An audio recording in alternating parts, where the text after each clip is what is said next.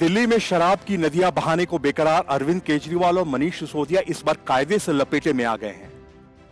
वजह दिल्ली की आबकारी नीति को लेकर मुख्य सचिव की वह रिपोर्ट है जिसमें मनीष सिसोदिया की भूमिका पर सवाल उठाए गए हैं।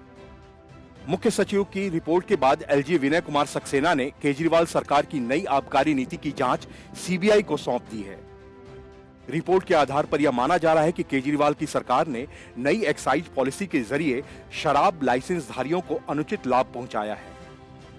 उपराज्यपाल वीके सक्सेना ने मुख्य सचिव की रिपोर्ट के बाद सीबीआई जांच की सिफारिश की है।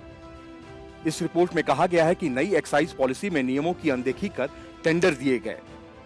इतना ही नहीं, इस रिपोर्ट में मनीष सिसोदिया की भूमिका पर सवाल उठाए गए हैं। दिल्ली सरकार ने पिछले साल अपनी नई आबकारी नीति लागू की थी, जिसके तहत निजी संचालकों को ओपन टेंडर से खुदरा शराब बिक्री के लाइसेंस जारी किए गए थे। अब तक नई पॉलिसी लागू होने के बाद दिल्ली के 32 जोन में कुल 850 में से 650 दुकानें खुल चुकी हैं। दिल्ली सरकार का कहना था कि नई नीति से सरकार के राजस्व में बढ़ोतरी होगी। वहीं दिल्ली भाजपा और कांग्रेस ने इस नई नीति का विरोध किया था। दिल्ली के उपराज्यपाल विनय कुमार सक्सेना ने यह कदम ऐसे वक्त में उठाया जब केजरीवाल के सिंगापुर दौरे को लेकर बवाल मचा हुआ है। दरअसल उपराज्यपाल सक्सेना ने केजरीवाल की सिंगापुर जाने की अनुमति वाली अर्जी को खारिज कर दिया था।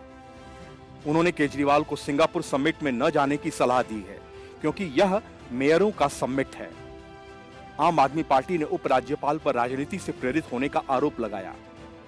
इतना ही नहीं, आप सरकार ने केजरीवाल के सिंगापुर दौरे के लिए विदेश मंत्रालय से अनुमति मांगी है। माना जा रहा है कि शराब नीति को लेकर एलजी के इस कदम के बाद टकराव और बढ़ सकता है।